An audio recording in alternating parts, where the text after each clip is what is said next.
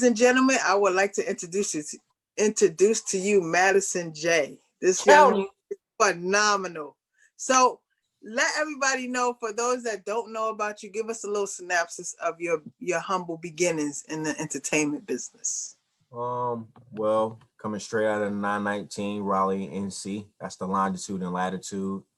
I go by the name of Madison Jay, for those that don't know.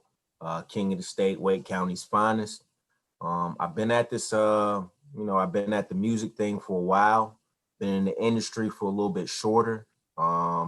Just in terms of course, getting my weight up and getting my position up, bringing me to the stage that we at now. At this point in my career, but yeah, definitely humble beginnings though.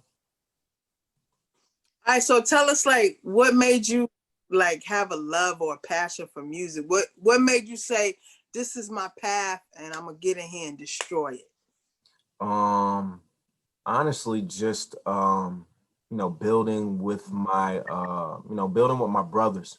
Mm-hmm. Of course, back at high school, everybody's got that, the clique of friends in high school that you run in the hallways with, that you're kind of growing and building in life with. And with these guys, shouts out to H Gang Headhunters. I just grew the love of music there, running around with those fellas. And that brought me to getting into music. And once I just saw that, people were listening to what I was saying, that stuff that I just created on the fly or maybe the night before, I say, yo, there's something going on here. I need to, explore this further. And years later, here we are now. Okay, so as you see my background, I have your double XL cover in the background. Yes. Oh, it's a beautiful. my guests feel special. So hey, I feel real special too. I get a picture that defines like who you are, and I think, yeah, it's a very beautiful picture, if I say so myself. Yeah. So how does it feel to be on the cover? A lot of people don't get this opportunity. So what was your feeling when you found out you was gonna make the cover? Well, I didn't make the cover, but I'm inside the issue though. Okay. Yeah. At the end of the day, like it's just crazy because I collected double XLs when I was younger. Religiously reading those every month, making sure that I'm tapped in and informed about what's going on in the culture. And it's just, years later, here I am in the same magazine that I used to read. It's a surreal feeling, but it also, it let me know that it can be done, and also letting others know that it can be done. So, Yeah, because I've been in front of the camera for 2 years doing Code31 Media, and my first interview was KRS-One. Blast Master. Interview Blast Master. Ice-T, MC Shan, Cool DJ, Red Alert, Kenny Anderson, Lenny Cook. Like, it varies, but it's like, Christopher Williams, Allure, High Five, growing up watching them on TV and then having the opportunity to interview them, like, right, that's mind blowing. It's surreal. You can't script moments like that. So, and it's like it makes you feel grateful for these opportunities. I don't know. I need to ask you, what is it about when people get into the industry? They are so humble, so grateful, right? Then they come and they get these fake people coming to their life and gas their head up, and then they feel like they can't speak to their fans anymore, or they leave their day ones. Like, I don't understand, where does the transformation come in from to you get gas to you can't talk to your fans no more? I'll say I can't speak on the transformation only because I haven't transformed, so I know I wouldn't speak on that. But what I can say is you stay humble and grateful and still open to. I know who I am. At the end of the day, you got to know who you are. And this is, the music industry it's an industry that'll have you, believe in something that's not true. And a lot of people get caught up in ego. A lot of people get caught up in the vanity of what comes with this, but you got to know who you are from day one. Yes. Now, some people, they are what they are. Like, hey, this, dude is, he's on a whole nother level. You know, how he does his thing, that's just, you know, some people are who they are. What you can't do is get into this industry and then expect it not to try to change you, because it's something that is it's something that's already set. Yes. So with that being said, if you know, the industry is going to try to put you in the mold of what the industry has laid out. So it's like certain things, they can sway you, tempt you, persuade you. But again, at the end of the day, you got to know who you are, when you get in the game and while you're in the game.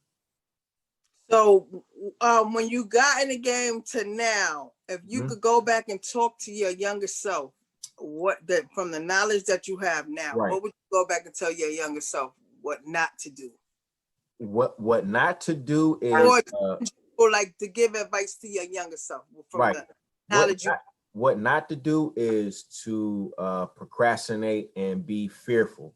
Early in my career, used to just procrastinate, thinking like, oh, you know, I'll get to it, or I'll do this X, Y, and Z when I get to it. Don't, you know, it's no stress, no pressure. And, you know, at the end of the day, it's like every second, every minute, every hour counts. So you got to like strike, because where I'm at now, I could have been here 10 years ago. You know what I mean? I just had that work ethic and that hunger like I do now. And then also invest, make smart investments. This industry thrives off of, you know, connections and, you know, having that bag. You know what I mean? A lot of people look at, you know, what comes with this life and they think like, oh, it's like hitting the lottery. But at the end of the day, it's a lot of, you know, self-sufficiency that you got to do, you know, in order to get to that bag. So you're going to have to drop some money in order to get money. So that's something those are two things I definitely would have told myself. But if you don't have the money to drop that bag, you gotta go get the money. And my thing is, you don't have to go out and get money in a way that, you know, conflicts your moral character. Like, don't ever do that. Don't ever do that, because the money will never be pure in terms of what you're trying to do with your move. Like, damn, I had to do this in order to get the money. Like, nah, whether it's, hey man, I put in 12 hours at the shipyard, or yo, I put in 8 hours, you know, online, doing online sales, or, you know, whatever it is, but making sure that it's right within yourself of how you get that money. But at the end of the day, you got to go get it, because you can't expect to get something so grand and so major by putting in so little. Like, it don't balance out. You gotta put in what you expect to get out. So right. So tell me about your Reebok deal. Yeah, Reebok. You know what I mean? We you know, making it shake with Reebok. Just trying to create an opportunity, and by manifesting the opportunity myself, you know, and at the end of the day, you know, coming from where I come from, is things like that. People don't look at that as something that's attainable.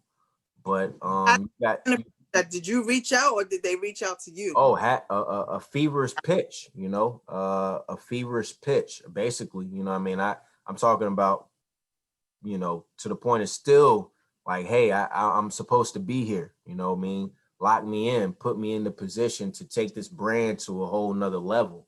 And, you know, at the end of the day, I'm looking forward to, you know, building with Reebok and creating some special moments. That's awesome. Well, congratulations on that. Hey, thank you. And so what else are we gonna look in store from Madison Jay? Well, I mean, right now, currently working on some new music, you know, that should be, you know, starting off for the 2021 year. Okay. But really just kind of branching out of music a little bit, you know, fashion, you know, doing a little bit of modeling. Okay. A little, you know, doing some brand ambassadorship. Nice. I have a clothing line as well, so we definitely. And because of I think because of the current climate of like just businesses, why not do these things? Because they can be very fruitful if you just put a little, you know, time into it. Put, like, at the end of the day, it doesn't have to be it doesn't have to be one lane. You know, you can have multiple lanes, but just be focusing on those lanes. So definitely expect that from Madison Jay in the future, though.